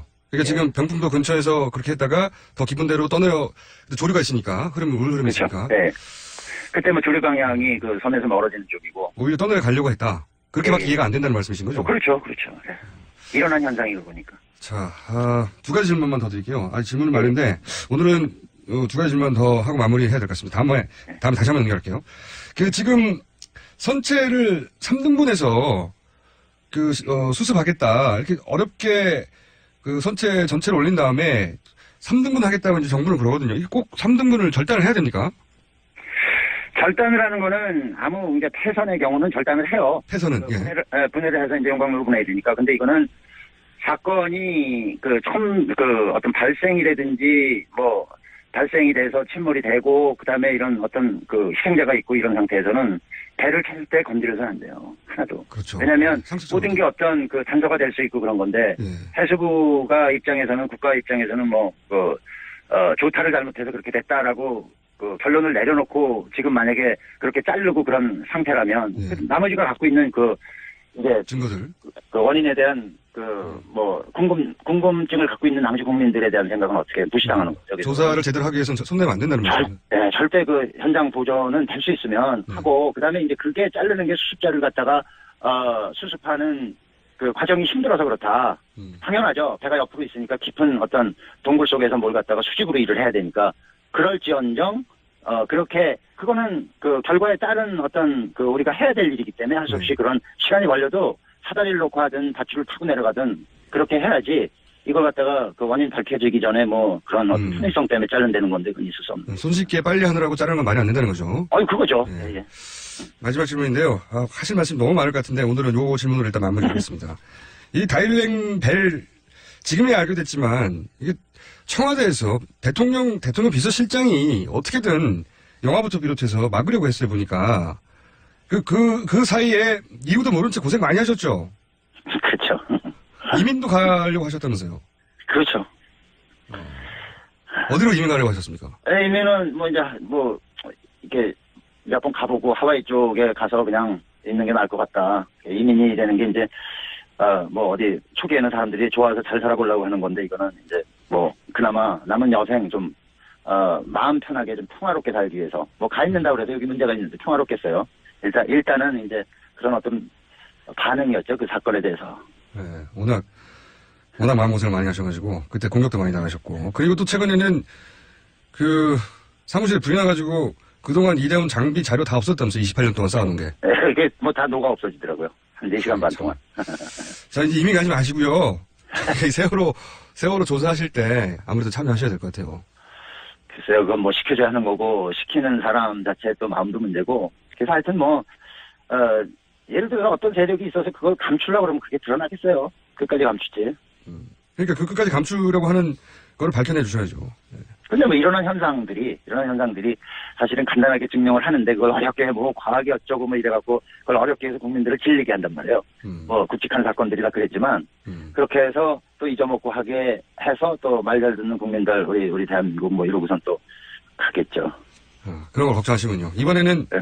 다음 정권에서 절대 그러지 말아야죠. 그때 조사 참여해 주시길 부탁드리며 오늘 여기까지 하고 저희가 앞으로 인터뷰할 해야 할 일 많을 것 같습니다. 오늘 말씀 여기까지 드릴게요. 예, 감사합니다. 네, 감사합니다. 예, 수고하십시오. 다이빙배 영화 주인공이죠. 알파 잠수기술공사 이종인 대표였습니다. 성남 신흥역 롯데시네마타워를 분양합니다. 포스코 ICT의 책임 준공. 롯데시네마 9개권 입점이 확정된 복합 엔터테인먼트 쇼핑몰. 지하철 8호선 신흥역과 지하로 연결된 직통역세권의 황금 입지. 지역 내에서는 찾아보기 어려운 100% 자주식 확장형 대규모 주차시설. 분양 문의 1800-4603, 1800-4603. 성남 신흥역 롯데 시네마타워. 이미지 실컷 한번 써보고 싶다면? 고화질 이미지도 웹 디자인도 파워포인트도 동영상 클립도 모바일에도 블로그에도 가티 이미지 뱅크 국내 이미지도 글로벌 이미지도 마음껏 프리미엄 무제한 정액제 이미지 가티 이미지 뱅크 검색창에 게티 이미지 뱅크를 검색하세요. 가티 이미지 뱅크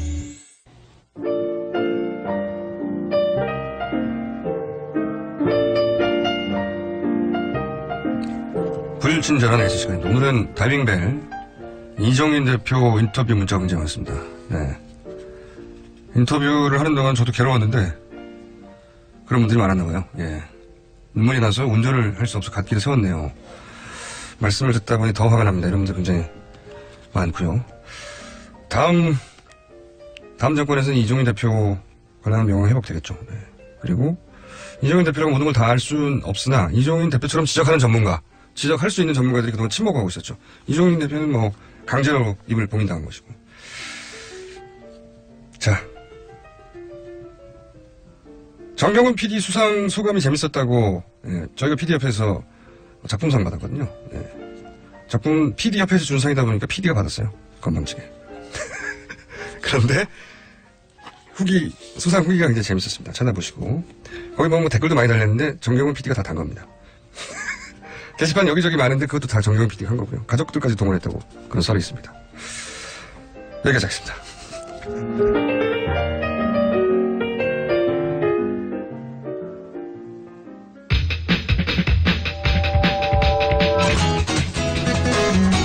그 유명한 르몽드에서 만드는 책이죠. 잡지죠. 잡지인가요? 이게 진짜 주간지라고 해야 되나요? 월간지죠. 월간지. 예, 월간지. 잡지네요. 르몽드 디플로마티크 한국판의 편집장이었고 지금 편집위원 임상훈 위원님 나오셨습니다. 안녕하십니까? 네, 안녕하십니까? 네. 날로 스타일리시해지고 계십니다. 원래 그랬는데 저는 그 눈치채지 못했는데요. 네, 옛날에는 그 소리만 나간다고 생각을 해서 아무렇게나 올 때가 있었는데 보니까는 영상까지 나갈 수 있더라고요. 저희가 4부 한 10분 15분 정도를 영상으로 찍어서 4부만. 그러니까 제가 나오기 때문에 4부를 찍는 건가요? 그렇다고 하죠. 네. 현재 지금 실시간으로 나가고 있습니다. 자, 저도 그거 봤어요. 그래서 지금 머리도 하시고. 아니요, 이거는 저 원래 그렇고요. 머리가 뭔가 약간 힘이 들어간대요. 그거는 진실을 말하면 제가 오히려 안 되기 때문에 사실 좀 오늘 늦었어요. 그래서 급하게 오느라고. 머리를 안 감아가지고 힘이 생긴 거군요. 그 얘기를 하지 말았어야 되는데. 자, 지난주에 저희가 미국은 북핵에 책임이 없느냐. 예. 사실- 이렇게 하다가 네, 중간에 얘기가 좀 끊었어요. 끊어졌죠.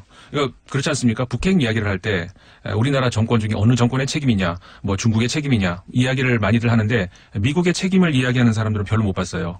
그래서 제가 이제 지난주에도 그 말씀을 드리고자 시작을 했었고요. 결론적으로 그래서 제가 말씀을 드렸던 것이 1차 책임은 미국이다. 저는 이렇게 얘기를 드리지 미국에 않았습니까? 분명히 책임을 물어야 될 부분이 있는 것이 뭐 그렇다고 북한이 잘했다는 얘기를 하려고 하는 게 아닙니다. 예, 그런데 이제 북한 입장에서는 60년이 지나도록 평화협정을 맺어주지 않고 원하는 거는 사실 북한이 계속 요구하는 거는 미군 철수가 아니에요. 그건 아주 오래전 얘기고. 그렇죠. 미군 있어도 좋은데 우리를 좀 냅둬라. 우리를 맞습니다. 공격해서 멸망시키거나 이런 거 하지 말라. 그러니 그러자면 평화협정을 맺자. 네. 이게 요구였어요. 그렇죠. 핵심. 그러니까 아까 평화협정 안 맺어주죠. 그렇죠. 그러니까 말씀하셨습니다마는 우리가 이렇게 얘기를 하니까 1차 책임은 저는 1차 책임이 제일 큰 책임이 미국이다 이렇게 얘기를 드렸습니다. 이렇게 얘기를 하면은 이제 이렇게 말씀하시는 분들이 있어요. 아니 북한 핵이 북한 책임이지 왜 미국 책임이냐? 이상한 또 무슨 뭐 이상한 논리를 한다 이렇게 말씀하시는 분이 있는데 많죠. 이거는 분명히 이렇게 말씀드릴 수가 있어요. 북한은 당사자죠. 대상입니다. 그러니까 우리가 다뤄야 될 대상이에요. 그러니까 예를 들어서 이렇게 얘기할 수 있는 거죠. 사건이 났다. 그 사건을 해결을 해야 되겠는데 친구 4명이서 아니면 3명이서 이걸 어떻게 해결할까? 내가 할게. 아니야. 내가 더 자신 있어. 아니야. 이거는 내가 해결을 해야 될 문제야. 이렇게 뭐 다툴 수 있죠. 그래가지고 해결을 했는데 결국 해결이 안 됐어요. 그러면은 사건이 난 그 대상한테 왜 사건이 이렇게 했냐 이렇게 할 수는 없잖아요. 그거는 당연히 1차적인 책임인 거고 이 사건을 왜 해결을 못했느냐라고 하는 책임을 물어야 될 문제에서 왜 그때 네가 한다고 해놓고 1차적 책임은 북한인데 이 사태가 이런 식으로까지 발전하는데 미국의 책임을 묻지 않을 수 없다는 거죠. 그렇죠. 네. 그러니까 그 당사자 그러니까는 북한을 제외하고 해결을 하겠다 제일 먼저 했던 것이 이제 미국 아니겠습니까? 왜냐하면은 미국 입장에서는 그 한반도의 문제에 있어서 우리가 국군 통수권도 가지고 있는 것처럼 1차적으로 자신들이 모든 것을 지휘해야 된다라고 지금 하고 있었고 지금까지 그리고 실질적으로 지난주에도 우리가 말씀을 나눴었죠. 2000년대 초반까지 그러니까 90년대 말 2000년대 초반에 한 3년여 정도 북한하고의 그 많은 진척이 있었습니다. 대화에서도 그렇고 미국 클린턴 대통령이고 우리나라의 김대중 대통령 때. 근데 이후에 클린턴 정부에서 부시 정부로 바뀌었을 때 부시 정부가 그걸 많이 틀었죠. 그 틀었던 이유 중에 그 아주 큰 이유가 왜 한반도 문제를 니들 맘대로 하냐. 그러니까는 무슨 얘기냐면은 사실 그 북한 문제에 있어서 대북 문제에 있어서 김대중 대통령의 경우는 미국 정부 입장에서 보기에 함부로 대할 수 없는 거의 아마 유일한 대통령이 아니었을까 싶거든요. 국제적 지명도도 있었고 네. 인권 대통령으로 서구 사회에 알려져 있었어요. 그렇죠. 그래서 이제 그 당시에 그 올브라이트 미 국무장관 같은 경우도 사실 이번 틸러슨 국무장관하고는 완전히 달랐습니다. 우리나라 대하는 게.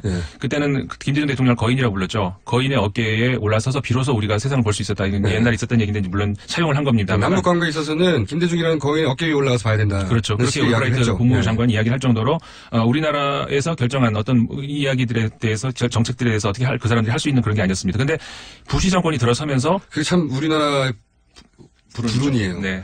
정말 안타까운 1년만 더 있었어도 이 북한 남북 문제는 지금과는 완전히 양상이 달랐을 겁니다. 그렇죠. 저 클린턴 정부 말기였는데 상호 지금 교환하면서 거의 그리고 그 당시의 기억을 저도 생생합니다만은 저 북한 대표가 군복을 입고 들어갔거든요. 그게 사실상 미국하고 북한하고의 관계에서 사실 굉장히 힘든 일인데. 국무장관이 들어갔었고 조금만 시간이 더 있었다면 클린턴 미 대통령이 직접 북한을 방문하는 사전 정지 작업으로 들어왔었기 때문에. 맞습니다. 근데 그걸 못한 것이 시간이 너무 없었어요. 시간이 너무 없어서 웬만하면 클린턴 대통령 입장에서도 사실 이건 나중에 노벨상도 갈 수 있는 어떤 중요한 얘기 아닙니까? 그걸 하고 가려고 그랬었죠. 그랬었죠. 본인의 회고도 많이 등장합니다. 본인도 오죽 가고 싶었겠습니까? 북한하고 해결을 근데 이게 안 된 것이 지난주에 말씀하셨죠? 이게 정말 한 달만 더 있었어도 시간이. 부시가 들어서자마자 사실 그 미국의 보수 정권 차원에서는 기본적으로 한국이 국지전 상태를 유지하는 게 무기도 많이 팔고 좋거든요. 그렇죠. 총지하기가. 그래서 이제 그때 안 되면서 이게 부시 정권이 들어서면서 모든 걸 틀어버린 이유가 그겁니다. 이제 몇 가지를 보면 남북 대화에 제동을 가할 필요가 있었죠. 왜 남한이 주도가 되느냐? 그거는 있을 수가 없는 얘기다 이런 거죠. 우리가 주도를 해야 된다. 한반도 영향력을 회복을 하기 위해서 러시아가 들어오려고 하고 중국이 들어오려고 하는 것에 대해서 이제 견제를 할 필요가 있었다는 거 그런 거. 그러니까는 결과적으로 그러니까 저 미국하고의 사전 협의 없이 이루어지는 모든 것은 우리 안 된다라는 거죠. 미국 이익을 극대화하는 방향으로 다시 틀어버렸죠. 그렇게 되면서 결국은 다시 모든 것이 원 위치가 됐었고 물거품이 된 거죠. 그 상태에서 대북 강경 대응책 나왔고 그다음에 무대응 나왔죠. 오바마 대통령 당시. 그러니까 전략적 인내요. 전략적 인내. 아무것도 하지 않는 거죠. 아무것도 하지 않는 게 무슨 전략이냐. 라고 말을 듣는. 그렇게 되면서 결국 97년부터 따지자면은 지금 20년이 흘렀지 않습니까? 그러니까 각국의 진보 보수가 계속 어긋났어요. 그렇죠. 이거 해보고 저거 해보고 해다가 지금 결국 아무것도 된 게 없었다. 그래서 나온 말이 지금 틸러슨 장관이 그랬죠. 이번에 3개국 방문하면서 20년 동안 한 게 하나도 없다. 20년의 실패. 이거를 되돌려 놓겠다 한 거 아니겠습니까? 그러면은 20년의 실패를 되돌려 놓을 수 있는 그 트럼프 정부의 대책이 뭐냐? 아직까지 안 나왔어요. 나온 게 없어요, 지금. 트럼프 정부는 지금 자국 내에서 첫 번째로 내세우는 게 오바마 케어를 트럼프 케어로 바꾼다고 하는 거였는데 그것도 통과가 안 되고 있어요. 다른 나라 신경 쓸 겨를이 없어요, 지금. 그렇죠. 이거 한번 얘기를 해야 되고 오바마 케어하고 트럼프 케어 이야기도 한번 해야 되는데요. 아무튼 그거는 그렇다 치고 그러다 보니까는 뭐 말씀하셨죠. 다른 나라에 대한 대책이 지금 뭐 어떻게 취할 방법도 시간도 없고 나온 것도 없고 그런 상태에서 지금까지 그나마 좀 나온 것들을 몇 개를 종합해 보면은 결국은 중국 핑계를 대고 있습니다. 중국 니들이 좀 해줘야 되는 거 아니냐. 자, 제가 중국 입장 편을 드는 건 아닙니다만은 객관적으로 한번 보십시오. 중국 입장에서 아니 니들이 알아서 한 대 놓고 왜 이제 와서 내 책임이냐 이렇게 얘기를 할 수밖에 없잖아요. 그런 상황에서 그러니까 중국 입장에서는 그게 왜 내 책임이냐. 그리고 중국이 그 전부터 이제 대안으로 제시를 했던 것이 그러면은 북한이 핵을 포기하고 미국은 한반도에서 매년 있는 그 군사훈련을 하지 말고 그런 거 어떻게 했냐. 그것도 미국이 거부했거든요.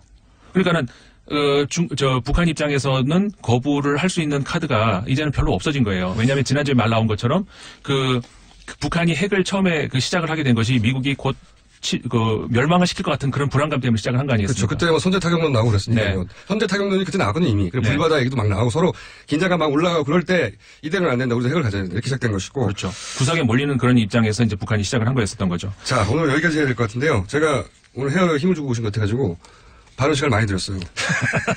주변에 안 껴들고. 이 헤어를 보시고 싶은 분들은 밤 9시에 나옵니다. 15분 정도. 4부가 그때 보시면 됩니다. 임상훈이었습니다. 감사합니다. 감사합니다. 김호준이었습니다. 내일 뵙겠습니다. 안녕.